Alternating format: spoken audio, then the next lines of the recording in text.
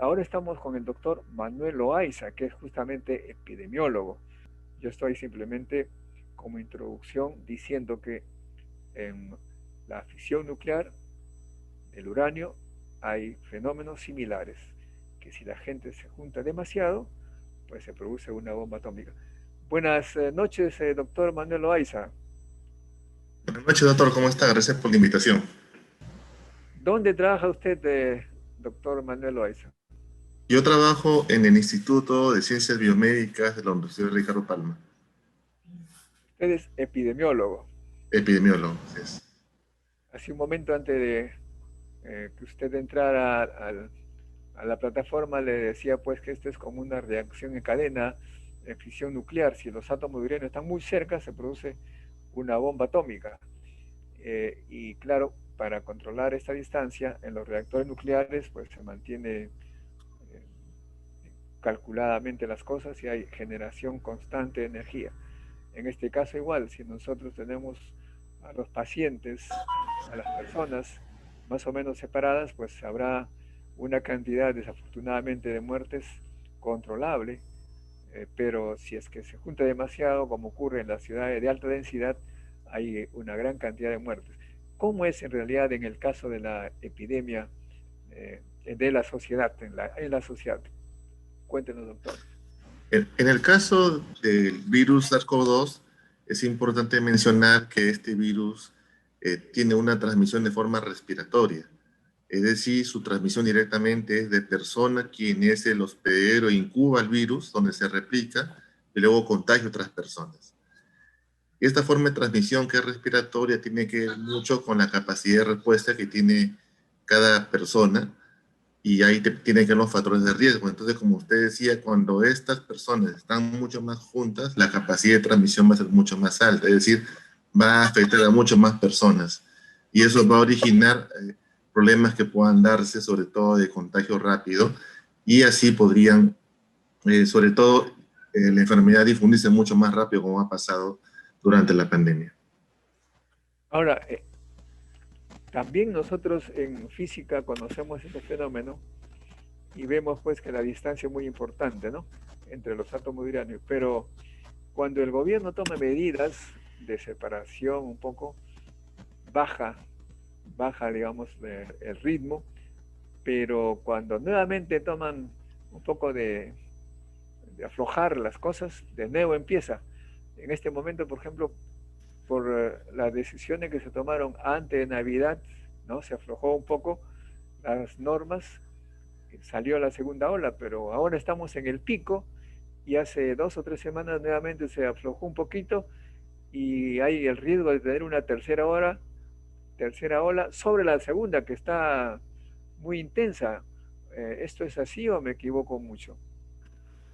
No, tiene razón. Efectivamente, al haber incremento de casos, como es una enfermedad nueva, se llama enfermedad emergente, todos somos susceptibles de enfermarnos. Todos tenemos la misma chance de enfermarnos, pero no todos hacemos la enfermedad completamente y llegamos hasta un grado grave como ir a la UCI o fallecer. Muchos somos asintomáticos, otros tenemos una forma grave y otros sí la forma mortal. Se dice que más o menos es 5% los casos graves de todo el total de la población que debe llegar a estar en la UCI. Ahora, como usted dice, efectivamente, este conjunto de reuniones permanentes, como ocurrió en Navidad, que hay una permanente relación de las familias y las casas y las reuniones, hace que estas transmisiones sean mucho más grupales, mucho más masivas, y aproximadamente entre 8 semanas a 10 se ve claramente un incremento de casos. Y eso fue lo que pasó después de esta Navidad. Asimismo, es importante, pues, como usted mencionaba, de que estos espacios grandes, sobre todo de tiempos feriados grandes, también son gran facilidad para poder tener casos, ¿no? Que se van a ir creciendo y se va a ir desarrollando. O sea que estamos en este momento, igual se tomó después de Navidad, o sea, un mes en realidad, ha habido nuevamente nos han soltado un poco, digamos, ¿no? Por razones económicas. Esto de todas maneras va a producir una nueva ola sobre la segunda.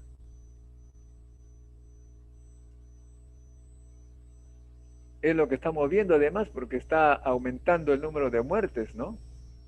Así es, el número, la ola se refiere a la cantidad de casos que se van acumulando dependiendo de la capacidad de transmisión. Es cierto, hemos tenido una ola, una segunda ola, y ahora prácticamente si no hacemos nada para contener, va a haber una tercera ola, ¿no? Que es un poco complicado para poder tener la capacidad de respuesta a los hospitales. Y eso también, por supuesto, tiene que ver, como usted dice, la capacidad del sistema sanitario, que es muy precaria. Incluso sin pandemia, la atención es precaria, ahora todavía mucho más complicada. Pero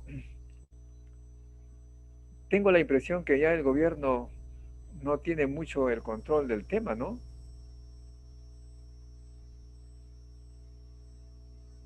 ¿Usted cómo lo ve? ¿Lo Referente, ve? con referente a lo que es la capacidad de respuesta, lo que se está limitando, ya que como se incrementan los casos, sobre todo las formas severas, la capacidad de respuesta, lo que es sobre todo camas UCI con el tema de ventilación mecánica y el oxígeno, es lo que comienza a no tener la suficiente capacidad.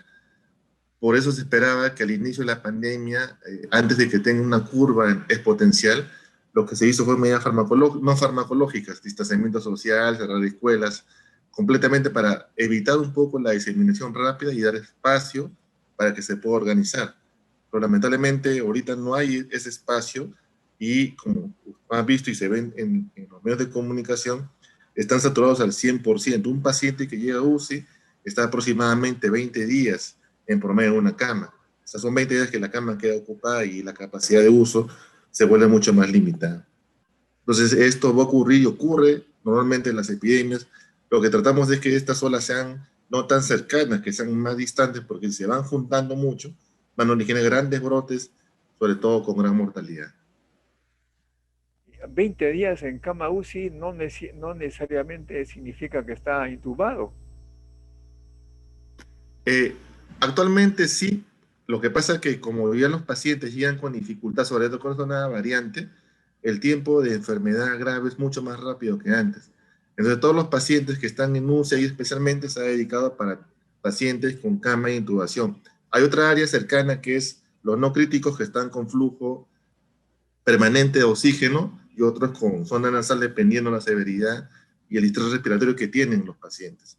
Entonces, todos los que están, se trata de poner todas las máquinas y camas para que funcionen, pero igual es insuficiente, ¿no? Porque muchos rápidamente llegan al estado grave y necesitan oxígeno por la baja saturación que tienen. Llegan con 62, 70% de oxigenación y es mínimo con lo que necesitan urgente esas camas. Ahora vienen las elecciones, las del 11 de abril. Para nosotros los físicos que somos muy fríos, viendo lo que sucede con la fisión, etcétera, creemos que de todas maneras va a haber otra olita producto de las elecciones. Usted como epidemiólogo, ¿cómo ve esto? Si eso es cierto, por más que vayamos con todas las medidas de seguridad, esta conglomerado de personas que vamos a tener durante todo el día de las elecciones, de hecho que va a haber también contagios, ¿no? Y es posible que también tengamos con esto sea el incremento de más casos. Además, tenemos información que muchas personas, aparte de las elecciones, también semanas antes están viajando fuera de Lima. Los hoteles de fuera de Lima están completamente copados, ya no hay espacio para las personas. Entonces, yo imagino cuando estén en las piscinas, en los comedores comiendo, se van a incrementar mucho más los casos, ¿no? Bueno, eso sí que es preocupante. No sabía esa información que la gente así nomás ha salido. No, ese es otro, ya no tiene que ver nada con la ciencia, sino, bueno, con las ciencias psicológicas. ¿Cómo es que la gente, sabiendo que hay riesgo de muerte, van y se meten a los hoteles? ¿O cree usted que no tienen el suficiente conocimiento? ¿No ha habido una difusión del tema de manera seria para que llegue a todos los habitantes del Perú?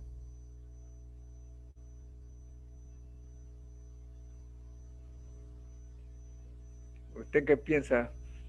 ¿La gente no sabe, no conoce o no le importa su vida?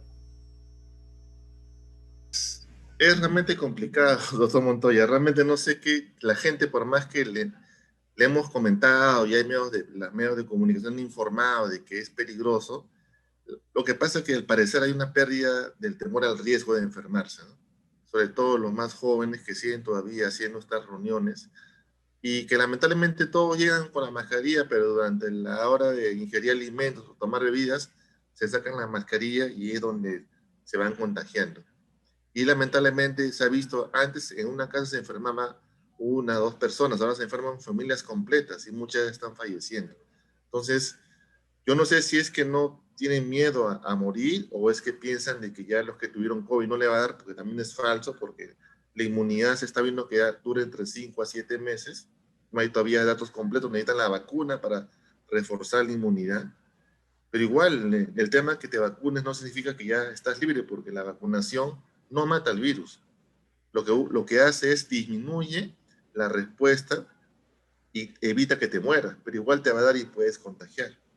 Entonces, igual hay que seguir con la medida de distanciamiento social, tenemos la mascarilla, tener la corriente de aire adecuado, no hay muchas personas, el aforo. O sea, eso debe hacerse por lo menos hasta que el 80% de la población esté vacunada, lo que se llama vacunación de rebaño, ¿no? Que protegen a los que no tienen vacuna. O sea, uno puede vacunarse, eh, evita eso que uno muera, pero si está contagiado, de igual manera contagia a su gente amiga, a sus seres queridos. Eso Así es. aparentemente no es muy claro para mucha gente. Ahora bien, hay el otro gran problema, es que este virus está mutando, ya no sé cuánto tipo de virus hay ahora, cuánta variedad, digamos, que va a significar, dicen como la gripe, todos los años nuevas vacunas, vamos a estar vacunados todos los años contra la serie de enfermedades que existen, ¿no? Eso va a significar un alto costo para el Perú y para las familias también, ¿no? Y los virus tienen la capacidad de ir cambiando o rotando sus partículas antigénicas, y eso es debido a que como todo ser vivo necesita reproducirse y vivir. Los virus tienen que adaptarse porque no hay otra forma, ellos no viven, tienen que adaptarse transmitiendo de persona a persona, de manera que estas van cambiando. El virus de influenza tiene mucha mayor capacidad de cambio que el virus del SARS-CoV-2. Lo que pasa es que el SARS-CoV-2, como es un virus nuevo, todos tenemos la capacidad de enfermarnos. Es más lento los cambios de las variantes que se tienen, pero se hacen mucho más efectivas en el tema de transmisión. Por ejemplo, la variante brasileña es 40% más efectiva que la variante anterior. Entonces tiene 40% más capacidad de contagiar personas, lo cual en cantidad, al haber más personas, hace más casos. Y sacamos ese 5% de los que van a complicarse, ahí viene justamente el colapso de los servicios de salud, ¿no? Y dicen que el virus que salió de Wuhan, ese por ejemplo, ya las vacunas que se han hecho para ese virus no son nada efectivas para los otros. De modo que, Y vamos, hay, y también la otra también que AstraZeneca parece que ya no es bueno para determinados lugares que en África del Sur. O sea que la cosa se complica más todavía, ¿no? Así es, lo que pasa es que como es algo nuevo, necesitamos nosotros hacer estudios de fase 3, que es comprobar las vacunas y la respuesta inmune que tienen las personas. El único estudio comprobado sobre el COVID y las variantes y la efectividad de la vacuna, una sola dosis, es Johnson, por ejemplo. Ellos han probado, Johnson y Johnson, es efectivo contra todas las variantes del COVID y una sola vacuna es suficiente para generar inmunidad. Mientras que las otras vacunas, que son dos dosis, generan inmunidad, pero no están comprobadas contra las variantes, están haciendo estudios fases recientemente. Entonces necesitamos estudios para verificar si es que las vacunas van a cubrir o cuánto cubren de las variantes nuevas que van apareciendo. Lamentablemente el virus cuando entra al cuerpo de la persona, lo que le dice a la célula es como que la domina y le dice quiero que hagas mis partes. La célula del cuerpo construye diferentes partes de la célula del virus y luego la ensambla. Y cada vez que la va ensamblando, va habiendo alguna mutación, lo que usted justo comentaba, y ahí donde aparecen las nuevas variantes. Y al ser más efectiva en transmitir, comienza un dominio de esa nueva variante, comienza a dominar sobre todas las otras variantes y al final queda más que esa variante dominante que tiene capacidad de transmisión y sobrevivir a través de un periodo determinado, ¿no? Hasta que cortemos la cadena de transmisión con la vacuna, que es el ideal. Bueno, pero por otro lado tenemos el tema de la política, el gobierno. ¿Usted considera que el gobierno está haciendo lo apropiado o falta algo más? Yo creo que el tema principal ahora es el tema de la cantidad de vacunas que se tiene, el tema de la oferta de la vacuna. Estamos vacunando muy lento. Mientras más lento vacunemos, implica a que haya menos personas que se están protegiendo. Y eso es importante, ¿no? Porque si no, por más que hagamos distanciamiento, medidas no farmacológicas, cada vez estamos tratando de hacer medidas más económicas, más enérgicas, y estamos llegando a un nivel crítico en la sociedad. Entonces, ahorita la única solución son las vacunas, la capacidad de adquisición, negociación y colocar masivamente a todos los grupos que se puedan en corto tiempo. ¿Usted enseña en la Universidad Ricardo Palma también? Sí, soy investigador docente. ¿A usted qué curso enseña? Metodología de la investigación, epidemiología. ¿Y en algún hospital trabaja? También trabajo en el Ministerio de Salud, en el Centro Nacional de Epidemiología. Ah, mire, ahí están los que tienen que estudiar este tema con mucho cuidado y dar los datos. Hay gente que se queja o se ha quejado de que no hay datos, digamos, confiables en el número de muertes, de contagiados, etcétera. Claro, usted como parte del grupo va a decir, no, todo está correcto. ¿O cómo es? No, es cierto. Lo que pasa es que a veces hay que ver los temas técnicos y los temas políticos, ¿no? Yo estoy convencido que la mejor data es el open data, ¿no? Mostrar lo que uno tiene e informar. Puede haber más muertos, más heridos, pero uno tiene que informar para tomar decisiones. Pero muchas veces el tema depende ya de finalmente las cabezas políticas, ¿no? Que toman otras decisiones y lamentablemente la información no sale de forma adecuada.